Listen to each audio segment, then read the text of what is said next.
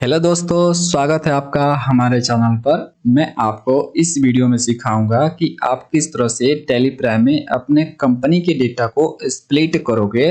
चलो शुरू करते हैं सीखना। सबसे पहले आप समझो कि स्प्लिट का मतलब क्या होता है। देखो, स्प्लिट का मतलब होता है दो या दो से अधिक भागों में बांटना या तोड़ना। यानी आप टैली प्राइम में अपने कंपनी के डेटा को दो या दो से अधिक भागों में बांट सकते हो, तोड़ सकते हो। अब मैं आपको समझाता हूँ टैली प्राइम में स्प्लिट का इंपॉर्टेंस क्या है। देखो दोस्तों, टैली प्राइम आपको सुविधा देता है कि आप एक ही कंपनी में सिर्फ फाइनेंशियल ईयर चेंज कर करके काम कर सकते हो। जैसे देखो, टैली प्राइम में मेरा एक कंपनी है, यहाँ पे देखो टैली प्राइम कंपनी। मैंने इसको प्रीवियस फाइनेंशियल ईयर में बनाया था, यानी 23-24 में मैंने बनाया था। अभी कौन सा चल रहा है? 24-25 चल रहा है। ठीक है, आज से स्टार्ट हो गया।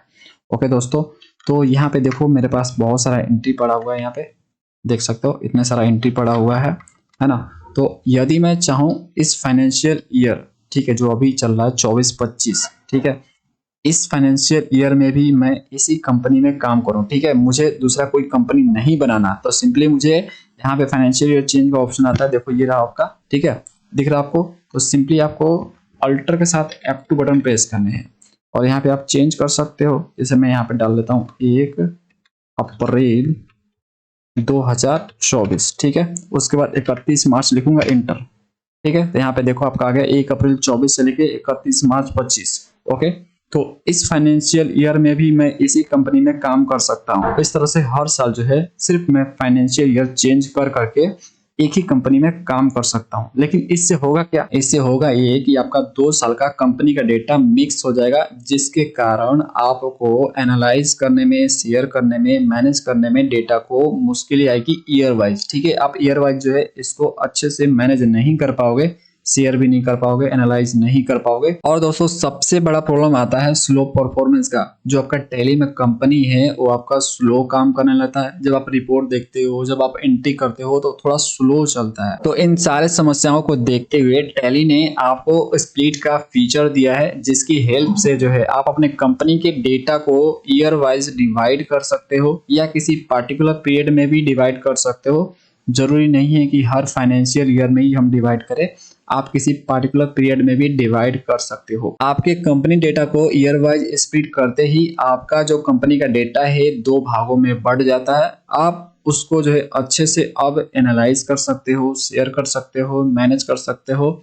और जो टैली का परफॉर्मेंस है वो आपका थोड़ा फास्ट हो जाता है, सही से काम करने लगता है। जब आप एंट्री करते हो या रिपोर्ट देखते हो, आपका काम थोड़ा फटाफट होता है। दोस्तों देखो दोस्तों, कुछ काम होते हैं जिसको आपको कंपनी को स्प्लिट करने से पहले करने होते हैं। पहला काम, यदि आप एक्सपोर्ट या इंपोर्ट करते हो और आपके टैली में अनएडजस्टेड फॉरेक्स गेन या लॉस अकाउंट्स हैं, तो उसको आपको जर्नल एंट्री करके एडजस्ट कर लेने हैं। फाइनेंशियल ईयर खत्म होने से पहले, यानी 31 मार्च 2024 से पहले आपको एडजस्टमेंट एंट्री जरूर कर लेने हैं। दूसरा काम, यदि आपका कोई परचेज या सेल्स बिल पेंडिंग है तो उसका एडजस्टमेंट एंट्री आपको कर लेने हैं 31 मार्च तक। आपको किसी को पैसे देने हैं तो दे दो, उसको टैली में एंट्री कर लो 31 मार्च तक। किसी से लेने हैं तो वो आप ले लो और उसका भी एंट्री आप टैली में कर लो 31 मार्च तक। देखो दोस्तों, मैं आपको बार बार एडजस्टमेंट एंट्री करने को क्यों बोल रहा हूँ, इसलिए मैं आपको बोल रहा हूँ कि यदि आपने एक बार स्प्लिट कर दिया कंपनी के डेटा को, तो जो प्रीवियस फाइनेंशियल ईयर का जो भी क्लोजिंग बैलेंस होगा अकाउंट्स का, वो आपका नए फाइनेंशियल ईयर के अकाउंट्स का ओपनिंग बैलेंस हो जाएगा। और जो ये 2 स्प्लिट हुए कंपनी है, इनका आपस में कोई लिंकिंग नहीं होता है। यदि आप प्रीवियस फाइनेंशियल ईयर कंपनी में गए, उसमें कोई चेंजेस आप करोगे, तो जो नया फाइनेंशियल ईयर का कंपनी है उसमें चेंजेस नहीं होने वाला है। ठीक है, तो एक बार दोस्तों हो गया स्प्लिट तो हो गया, उसके बाद आपका ये चेंज डायनामिक नहीं है, आपको मैनुअली करना पड़ेगा इसमें चेंजेस। ओके, तो इसलिए मैं आपको बोल रहा हूँ कि जो भी एडजस्टमेंट एंट्री है उसको आप कर लो। जैसे आप कर लोगे तो जो भी आपका क्लोजिंग बैलेंस होगा प्रीवियस फाइनेंशियल ईयर का, वो आपका नए फाइनेंशियल ईयर कंपनी में जाके ओपनिंग हो जाएगा। तीसरा काम करना है, आपको अपने कंपनी के डेटा को बैकअप ले लेना है। चौथे नंबर काम में आपको अपने कंपनी के डेटा को एक बार वेरीफाई करने हैं। इससे आपको पता ये लगेगा कि कोई एरर तो नहीं है। यदि एरर होगा तो आपको दिख जाएगा, यदि एरर नहीं होगा तो कोई एरर नहीं दिखेगा। चलो दोस्तों, प्रैक्टिकली हम करते हैं इसको। तो देखो, स्प्लिट करने से पहले ये 4 काम करने हैं, मैंने आपको बता दिए। देखो, पहला काम एक्सपोर्ट इंपोर्ट का है, तो मेरा एक्सपोर्ट इंपोर्ट का काम नहीं है, तो मैं कोई एडजस्टमेंट एंट्री नहीं करने वाला। ओके। दूसरा काम है यदि कोई परचेज या सेल्स बिल पेंडिंग है तो उनका एडजस्टमेंट एंट्री करना। तो देखो दोस्तों मेरा एंट्री है एक जिसको मुझे एडजस्ट करना है। डेव पर गया मैं और ये रहा मेरा एंट्री राजेश वर्मा का। ये मुझे पैसे दे रहा है अभी, ठीक है। और बाकी जो भी मेरे बिल है वो 2-3 महीने बाद क्लियर होने वाले हैं। तो उनका एंट्री मैं अभी क्यों करूंगा, नहीं करूंगा ना। तो 2-3 महीने बाद मतलब ये इस फाइनेंशियल ईयर में आ जाएगा 24-25 वाले में। तो देखो इसका एडजस्टमेंट एंट्री हम कर लेते हैं। राजेश वर्मा हमें पैसे दे रहा है, टोटल हमें 47,200 लेने हैं इससे, ठीक है। मैंने इसको सेल किया था, देखो यहाँ पे सेल किया था 47,200 का टोटल। तो ये मुझे पैसे दे रहा है तो मैं 31 मार्च तक इसका एंट्री कर लेता हूँ, ठीक है। तो इसके लिए मैं जाऊंगा वाउचर पर। तो पैसे दे रहा है तो रिसिप्ट कर रहा हूँ ना मैं, तो F6 रिसिप्ट वाउचर में एंट्री होगा। F6 मैंने प्रेस कर दिया। ओके, 31 मार्च यहाँ पे देखो डालूंगा मैं। 31 मार्च ऑलरेडी फिल है, ये देख सकते हो 31 मार्च 2024। ओके, कैसे पैसे मिल रहे हैं तो बैंक से मिल रहे हैं, स्टेट बैंक ऑफ इंडिया में मिल रहा है मुझे मेरे बैंक अकाउंट में। और नाम क्या है, राजेश वर्मा। इधर नीचे सेलेक्ट करूंगा इसको। अमाउंट क्या है 47,200, पूरे पैसे दे रहा है ये। तो यहाँ पे टाइप कर दूंगा, अगेंस्ट रेफरेंस का यूज करूंगा और ये बिल आ जाएगा उसका। सिंपली इसको सिलेक्ट करूंगा और आगे बढ़ जाऊंगा दोस्तों। इंटर मारते हुए यहाँ पे चेक नंबर डाल दूंगा। ओके, और यहाँ पे बैंक, तो बैंक का ले लेता हूँ मैं। यहाँ पे स्पेसिफाई बैंक पे गया और स्टेट बैंक ऑफ इंडिया, ठीक है। उसके बाद सिंपली कंट्रोल ए से सेव करूंगा। तो इस तरह से एक मैंने एडजस्टमेंट एंट्री कर ली। तो जो भी पैसे आपको मिलने वाले हैं या आप देने वाले हो उसको आप 31 मार्च तक कर लो। देखो जो मिलने वाला उसी के बारे में बोल रहा हूँ, जो 2-3 महीने बाद मिलेगा उसका नहीं, ठीक है। वो मिलेगा तो बाद में उसको देखा जाएगा। तो जो भी आपके पेमेंट है, जो भी आपका रिसिप्ट है, जो अभी फिलहाल में हो सकते हैं संभव, उनका आप एडजस्टमेंट एंट्री कर लो। अदरवाइज बाकी को आप छोड़ दो, जब मिलेगा तब उसका एंट्री होगा। जो भी आपका प्रीवियस ईयर का फाइनेंशियल कंपनी है उसका जो भी क्लोजिंग बैलेंस है नए ईयर के फाइनेंशियल कंपनी में ओपनिंग बन जाए। अब दोस्तों आपको तीसरा काम करना है। तीसरा काम में आपको बैकअप लेना होता है अपने कंपनी डेटा का। तो देखो चलो बैकअप हम ले लेते हैं। तो बैकअप लेने के लिए आपको गेटवे ऑफ टैली पे आना है। उसके बाद यहाँ पर डेटा का ऑप्शन मिलेगा, इस पर क्लिक करो या शॉर्टकट अल्टर के साथ वाई प्रेस करो। उसके बाद सिंपली बैकअप पर क्लिक करना है। अब देखो दोस्तों आपको यहाँ पे सबसे पहले लोकेशन डालना है। तो लोकेशन कहाँ पे आप बैकअप लेना चाहते हो उसके लिए बैक स्पेस बटन प्रेस करोगे, देखो यहाँ पे आ जाओगे आप, ठीक है। तो लोकेशन बताना है कहाँ पे बैकअप लेना चाहते हो। तो मैं ले लेता हूँ लोकेशन प्रोग्राम्स फाइल्स के अंदर, और मैं यहाँ पे ले लेता हूँ टेलीग्राम में, ठीक है। टेलीग्राम का फोल्डर है, इसमें जाकर ले लेता हूँ। ओके, यही लोकेशन रहेगा मेरा और मैंने इसको एंटर मार दिया, ठीक है। लोकेशन मेरा आ गया। अब पूछ रहा किस कंपनी का लेना है, तो टेलीग्राम कंपनी का, ये वाला मेरा कंपनी है, इसको लेना चाहता हूँ मैं, ठीक है, बैकअप। तो सिंपली इस पे जाके एंटर मारूंगा। उसके बाद और भी कोई कंपनी है जिसको आप बैकअप लेना चाहते हो, ये पूछ रहा है। तो मैंने बोला नहीं, एक ही कंपनी था, एंड ऑफ लिस्ट में मारूंगा। उसके बाद एंटर।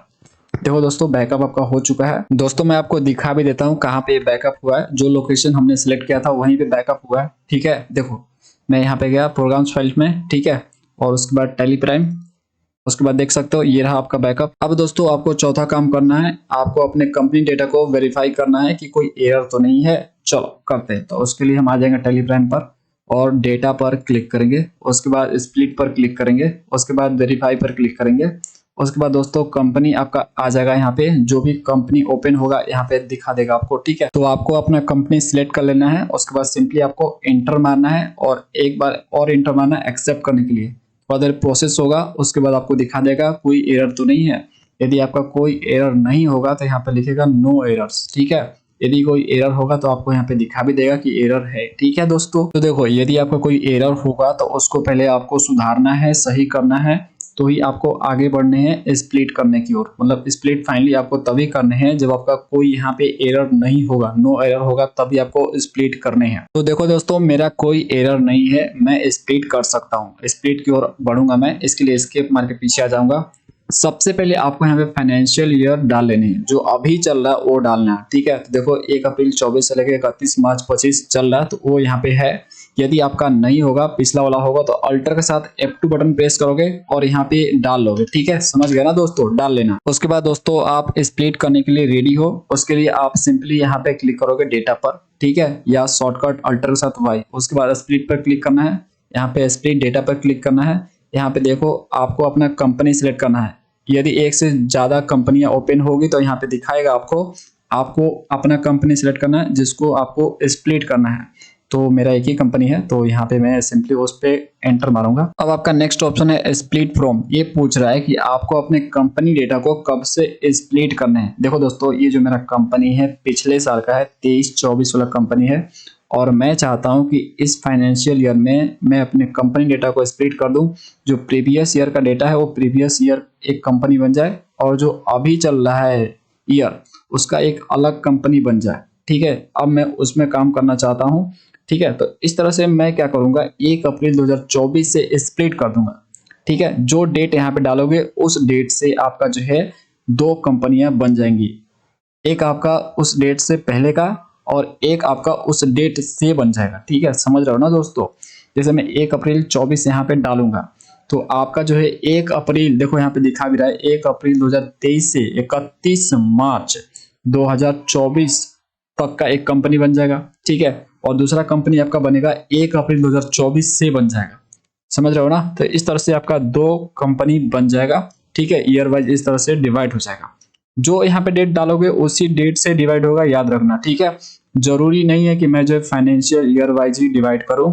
मैं यहाँ पे जो डेट डालूंगा उस डेट से हो जाएगा। जैसे देखो मैं यहाँ पे डाल लेता हूँ 1 फरवरी 2024, इंटर मारूंगा तो देख सकते हो यहाँ पे। देखो यहाँ पे दोस्तों फरवरी से दिखा रहा है, यहाँ पे देखो 1 फरवरी 2024 से एक आपका कंपनी बन जाएगा। तो जो डेट आप डालोगे उसी डेट से आपका डिवाइड होगा, इस चीज को याद रखना। ठीक है, तो मैं यहाँ पे डाल लेता हूँ 1 अप्रैल 2024। ठीक है, इस डेट से जो है मेरा एक कंपनी बन जाए नया, मतलब इस फाइनेंशियल ईयर के लिए एक नया कंपनी बन जाए। इंटर मारूंगा दोस्तों, देख सकते हो यहाँ पे 2 कंपनी आपकी क्रिएट हो जाएंगे। एक आपका 1 अप्रैल 2023 से लेकर 31 मार्च 2024 तक, और एक आपका 1 अप्रैल 2024 से बनेगा। समझ रहे हो दोस्तों। एंटर मारो, एंटर जैसे ही मारोगे पूछेगा continue to split company data, तो आपको सिंपली फिर से एक बार और एंटर मारने हैं। ठीक है, एंटर मारो। उसके बाद दोस्तों थोड़ा देर प्रोसेस करेगा। इस तरह से प्रोग्रेस आपको दिख रहा है, तो ये थोड़ा प्रोग्रेस करता है और उसके बाद आपका स्प्लिट हो जाएगा। देखना, देख सकते हो दोस्तों आपके सामने 2 कंपनी क्रिएट हो चुके हैं। यहाँ पे देखो पहला कंपनी आपका 1 अप्रैल 2023 से 31 मार्च 2024 तक का कंपनी है, और दूसरा कंपनी आपका 1 अप्रैल 2024 से है। ठीक है, तो सिंपली आपको इस पर क्लिक करना है। ठीक है, तो जिस पर भी क्लिक करोगे वो आपका ओपन हो जाएगा। यहाँ पे देख सकते हो ये आपका प्रीवियस ईयर का हो गया, और इस पर क्लिक करोगे तो ये आपका इस ईयर का हो गया। इस ईयर में आपका कोई भी अभी एंट्री नहीं है, अब आप एंट्री कर सकते हो। ठीक है, और यहाँ पे एक आपका मेन कंपनी है। ठीक है, जो मेन कंपनी है जिससे आपका ये दोनों बना हुआ है। ठीक है, ये आपका है, इस पे क्लिक करोगे तो ये आपका ओपन हो जाएगा। तो देखो आपको इस पर काम करने हैं, 1 अप्रैल 2024 वाले पे काम करना है। अब दोस्तों यदि आप चाहो किसी कंपनी को डिलीट करना तो आप सिंपली डिलीट कर सकते हो। जैसे आप प्रीवियस ईयर कंपनी नहीं चाहते, उसको डिलीट करना चाहते हो, तो सिंपली उस पर क्लिक करो और सिंपली आपको जाना है कंपनी पर, और सिंपली आपको जाना है उसके बाद अल्टर पर। ठीक है, और ये देखो 1 अप्रैल 2023 वाला है, इस पे एंटर मारो और यहाँ पे अल्ट के साथ डी बटन प्रेस करोगे तो डिलीट का ऑप्शन होएगा, आपका डिलीट हो जाएगा। ठीक है, इस तरह से आप डिलीट भी कर सकते हो, क्योंकि आपके काम का अब नहीं है ना 2023 वाला। ठीक है, अब तो काम का नहीं है ये। अब आप सोचोगे कि 2023 का यदि मुझे डेटा देखना होगा तो वो मैं कहाँ पे देखूंगा, तो है ना दोस्त आपका मेन कंपनी तो ये है। यहाँ पे देखो ये रहा आपका मेन कंपनी, टेलीग्राम कंपनी ये रहा, इसमें जाके आप देख सकते हो। देखो मैं आपको ये फोर्सली नहीं बोल रहा हूँ कि डिलीट कर ही देना है, मैंने बोला कि डिलीट यदि आपको करना है तो कर सकते हो, नहीं करना है तो मत करो। अब दोस्तों मैं आपको दिखाता हूँ किस तरह से प्रीवियस फाइनेंशियल ईयर का जो भी अकाउंट्स का क्लोजिंग बैलेंस था इस फाइनेंशियल ईयर में ओपनिंग बन चुका है। मैं आपको दिखाता हूँ। देखो पहले मैं ओपन करता हूँ प्रीवियस का। ठीक है, 2023 वाला पे क्लिक किया, ओके। उसके बाद मैं गया डिस्प्ले मोर रिपोर्ट्स, उसके बाद मैं जाऊँगा यहाँ पे अकाउंट्स बुक पर, उसके बाद जाऊँगा मैं ग्रुप वाउचर पर। ठीक है, यहाँ पे देखो मैं सिलेक्ट कर लेता हूँ सन्डरी क्रेडिटर। ठीक है, इस पे एंटर मारा। यहाँ पे देखो क्लोजिंग बैलेंस क्या है, यहाँ पे देख सकते हो 10,97,744 है। ठीक है, क्लोजिंग आपका इतना है ना। अब देखना ओपनिंग बन जाएगा आपका कैसे। देखो पीछे आता हूँ और यहाँ पे मैं क्लिक करता हूँ 24 वाले पे। ठीक है, 24 वाला ओपन हो चुका है। उसके बाद मैं जाऊँगा ग्रुप वाउचर पर, फिर से एंटर, उसके बाद यहाँ पे सिंडिकेटर। ठीक है, एंटर मारा। यहाँ पे देख सकते हो दोस्तों ओपनिंग बैलेंस बच चुका है। देखो 10,97,744 ये आपका ओपनिंग बन गया ना। तो इस तरह से जो आपका क्लोजिंग था प्रीवियस ईयर में वो आपका इस ईयर में ओपनिंग बन जाता है। ठीक है, इस तरह से आपका स्टॉक भी बन जाएगा, तो सब आप चेक कर सकते हो। इसमें चेक करने की कोई बात ही नहीं है, ऑटोमेटिक हो जाता है। ये टैली का काम है, आपका काम थोड़ी ना है, ये ऑटोमेटिक कर देगा। इसीलिए दोस्तों मैंने आपसे बोला था कि जो भी एडजस्टमेंट एंट्री है उसको आपको कर लेने हैं, क्योंकि आपका क्लोजिंग ओपनिंग बनने वाला है नेक्स्ट ईयर में। ठीक है, चलो स्केप मार के आप पीछे आ जाओ। तो दोस्तों इस तरह से आप अपने कंपनी को ईयर वाइज डिवाइड करके काम कर सकते हो। इससे आपका टैली भी थोड़ा फास्ट काम करेगा, सही से काम करेगा, स्लो नहीं होगा। ओके, तो ये बहुत यूजफुल फीचर है, आपको इसका यूज करना चाहिए। तो दोस्तों आज के वीडियो में इतना ही। हम आपके लिए टैली और जीएसटी से रिलेटेड वीडियो इसी तरह से लाते रहते हैं, इसलिए आप हमारे चैनल को सब्सक्राइब जरूर कीजिए। अच्छा लगे तो वीडियो को लाइक जरूर कीजिए। मिलते हैं नेक्स्ट नॉलेजेबल वीडियो में। Thanks for watching.